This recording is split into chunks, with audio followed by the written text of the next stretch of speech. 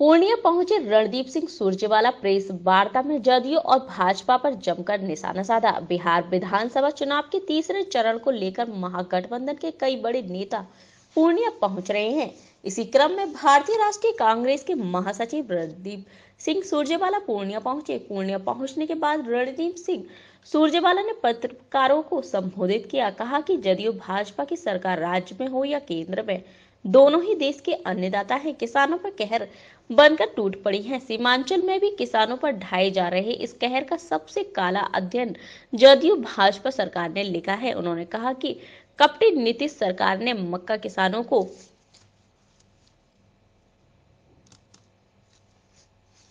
छल करके 3000 करोड़ का नुकसान पहुंचाया। सुरजेवाला ने कहा कि मोदी सरकार ने भी किसानों के साथ धोखा किया। उन्होंने कहा कि 15 सालों से नीतीश सरकार मक्का किसान व मक्का प्रोसेसिंग प्लांट की झूठी पूड़ियां दी गई। बिहार में धान की खेती करने वाले किसानों बर्बादी की कगार पर है। वही सीमांचल में किसान पर ढाए जा रहे इस कहर का सबसे काला अध्याय जदयू भाजपा सरकार द्वारा लिखा गया है।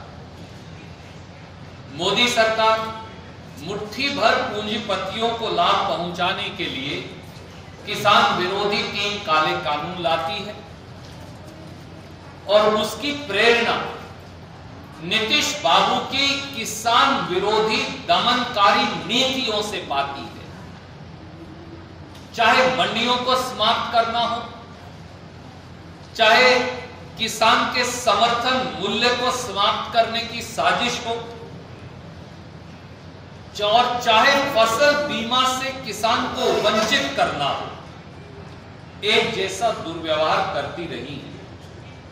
आज हम आपके सामने 7 बिंदुओं के माध्यम से सिलसिलेवार मोदी सरकार द्वारा किसान पर आघात और नीतीश सरकार द्वारा किसान से विश्वासघात का खुलासा करेंगे। पहला, कपटी नीतीश सरकार ने, और मैं दोबारा दोहराता हूं, कपटी नीतीश सरकार ने किया किसानों से छल और केवल इस एक सीजन में जो खत्म हुआ है, बिहार के किसान को 3000 करोड़ रुपए का चूना लगा। बिहार मक्का उत्पादन में साथियों देश के 3 बड़े राज्यों में से है। बिहार में प्रति वर्ष 31 लाख टन मक्का उत्पादन होता है और सीमांचल पूर्णिया मक्का उत्पादन का ताज है। बिहार के 11 जिले मक्का कॉरिडोर के बारे में रूप में जाने जाते हैं और आप मुझसे ज्यादा बेहतर जानते हैं। उसमें पूर्णिया भी है, कटिहार भी है, अररिया भी है, मधेपुरा भी है, मुजफ्फरपुर, ईस्ट चंपारण, वैशाली इत्यादि ये सब जिले शामिल हैं। बिहार में तो और एक खास बात देखिए, बिहार में मक्का उत्पादन की औसत लगभग 5000 किलो या 5 क्विंटल प्रति हेक्टेयर, पर पूर्णिया अकेला ऐसा जिला है जहां मक्का उत्पादन की औसत 9188 किलोग्राम प्रति हेक्टेयर। नीतीश सरकार ने बिहार में मक्का उत्पादन करने वाले किसानों की पीठ में विश्वासघात का एक खंजर भोंक दिया। कैसे? अप्रैल माह से ही बिहार के किसान नीतीश सरकार से 1850 रुपया प्रति क्विंटल समर्थन मूल्य पर मक्का खरीद की गुहार लगाते रहे, परंतु भाजपा जदयू सरकार किसान का मक्का 800 और 900 रुपये क्विंटल पर बिचौलियों को बिकवाते रहे। सच्चाई यह है कि प्रदेश में मक्का खरीद को नीतीश सरकार ने बिचौलियों और जमाखोरों के हवाले कर दिया। यह सच्चाई। और जब मक्का पैदा करने वाला किसान अदालत की शरण में गया तो अध्यक्ष जी ने मुझे वो शपथ पत्र दिखाया कि बिहार की सरकार ने शपथ पत्र देकर कहा कि न तो उनके पास मक्का को स्टोर करने की पर्याप्त जगह है और ना ही केंद्र सरकार ने यानी मोदी सरकार ने मक्का खरीद की कोई गाइडलाइन जारी की है। और इससे भी आश्चर्यजनक बात यह है कि 15 सितंबर 2020 को संसद के अंदर मोदी सरकार ने यह बताया कि बिहार सरकार ने मक्का की खरीद का कोई प्रस्ताव ही नहीं भेजा। बिहार सरकार, नीतीश बाबू ने मक्का खरीद का कोई प्रस्ताव केंद्र सरकार को नहीं भेजा। इस प्रकार से नीतीश कुमार और नरेंद्र मोदी एक दूसरे पर इल्जाम लगाते रहे और पूरे बिहार का मक्का बिचौलियों को बिकवाते रहे। इस सारी केवल इस सीजन में मक्का किसान को अनुमानित 3000 करोड़ रुपए का चूना नीतीश बाबू की सरकार ने किसान को लगवाया और यह मुनाफा बिचौलियों और मुनाफाखोरों को कमवाया। दूसरा, तो एक तरफ तो विश्वासघाती नीतीश सरकार है और दूसरा पहलू देखिए वो इससे भी चौंकाने वाला है। दूसरा, दगाबाज मोदी सरकार ने भी किसान से धोखा किया मक्का के। वो कैसे? मोदी सरकार ने चंद पूंजीपतियों को लाभ पहुंचाने के लिए एक बड़ा फैसला लिया जिसकी शायद जानकारी बहुत कम लोगों को है। 23 जून 2020 को देश में मक्का आयात पर इंपोर्ट ड्यूटी को 50% से कम कर, चौंकिए मत, 15% कर दिया गया। 23 जून 2020 को मोदी जी ने, जब मक्का आ रहा था, अप्रैल माह में आना शुरू हो गया, तो 23 जून को चोर दरवाजे से विदेशों से मक्का मंगवाने के लिए इंपोर्ट ड्यूटी को 50% से कम कर 15% कर दिया और 5 लाख टन मक्का सस्ते रेट पर विदेशों से मंगवाने की छूट दे दी। नतीजा यह हुआ कि पूरे देश समेत बिहार के मक्का उत्पादन करने वाले किसानों की फसल के दाम गिरे। तीसरा, 15 साल से नीतीश सरकार सीमांचल के मक्का किसान को मक्का प्रोसेसिंग प्लांट लगाने की झूठी पुड़िया बांट रही है। आज तक लगा तो है। 15 साल से कह देते हैं कि हम अभी एक बड़ा फूड प्रोसेसिंग प्लांट लगा देंगे, कल चालू हो गया, अगले चुनाव में चालू हो गया, उससे अगले में चालू हो गया, अब इस चुनाव में कह रहे हैं इससे अगले में चालू करेंगे। पिछले 15 साल से झूठी पुड़िया बांट रहे। वो आप देखते हैं ना, आप जब बच्चे जाते थे हकीम पे तो वो सफेद पाउडर चीनी वाला बांट देता था और वो कहते थे कि ये पुड़िया है, ये ले जाओ। तो वही पुड़िया बांट रहे हैं नरेंद्र मोदी और नीतीश बाबू। और नतीजा क्या है?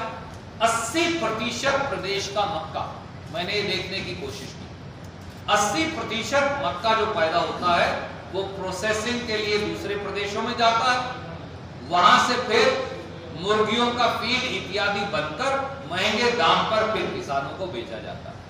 तो हम पैदा करते हैं, हमारा ही बाहर भेज देते हैं और फिर महंगे दाम पर हमें ही वापस बेच देते हैं। तो डबल नुकसान इसी को कहते हैं।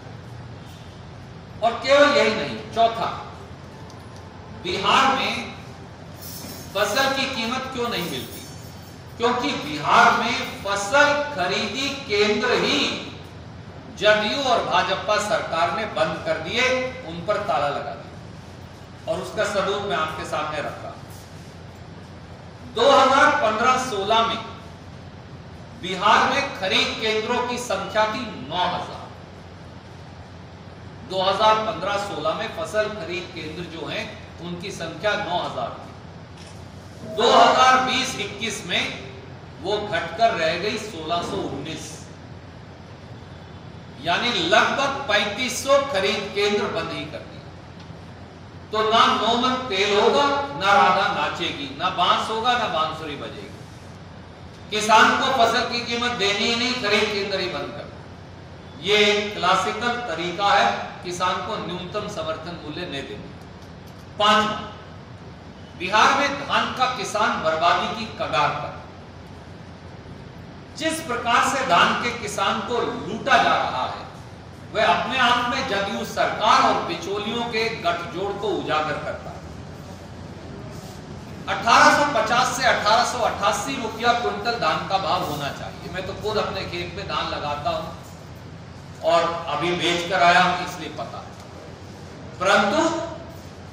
परंतु बिहार में पूर्णिया के इस पूरे इलाके में जहां जहां कोई साथी धान लगा लेता है, धान 1100 और 1200 रुपए में पिटता है।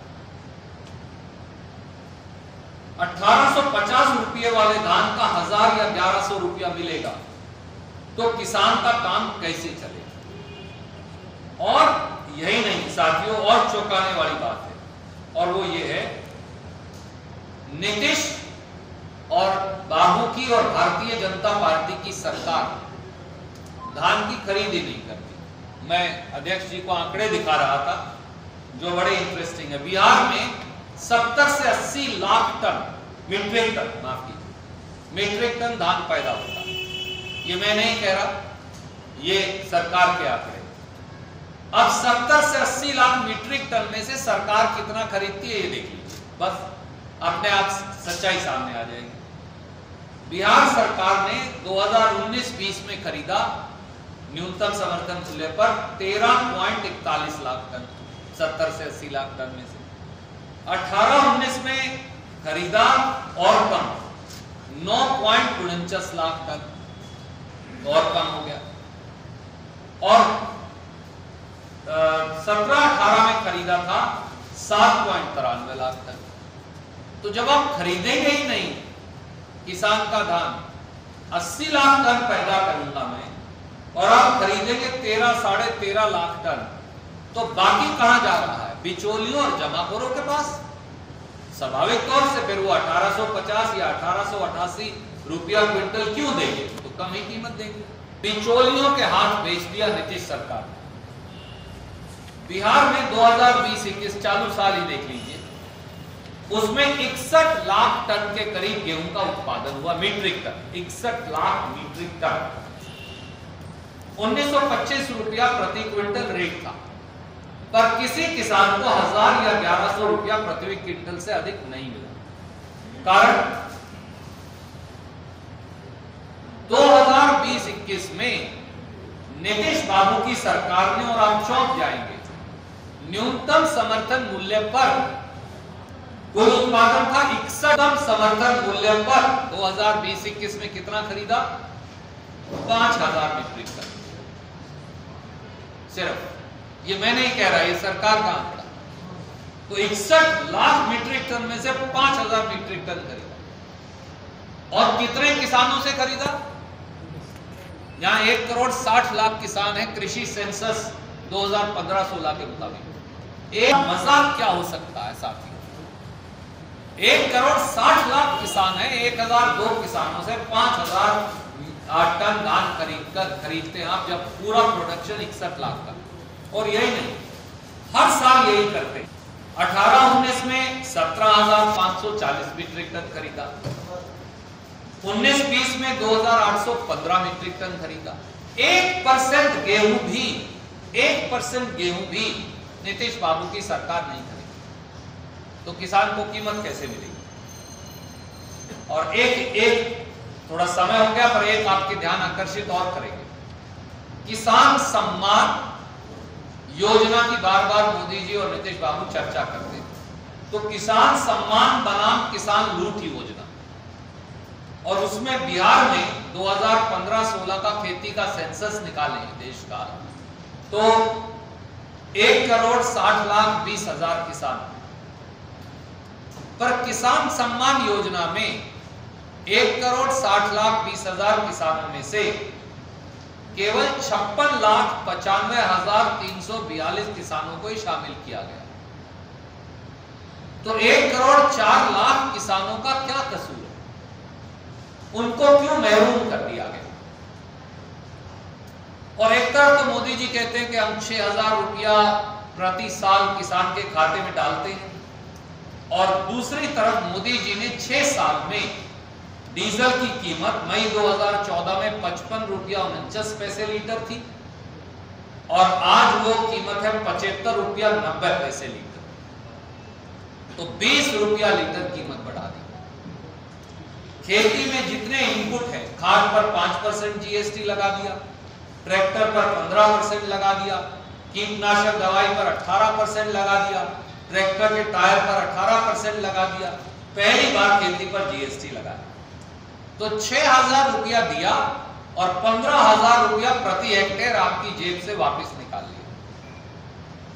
15,000 ज्यादा होते हैं ना 6,000, स्वाभाविक तौर से 15,000। तो उल्टा किसान का फायदा करने की बजाय नुकसान कर दिया। 1 करोड़ 4 लाख को तो दिया ही नहीं, और जिन 56 लाख को भी दिया, 15,000 निकाल रहे, 6,000 दे रहे हैं, उसका फायदा क्या? और इस पूरे इलाके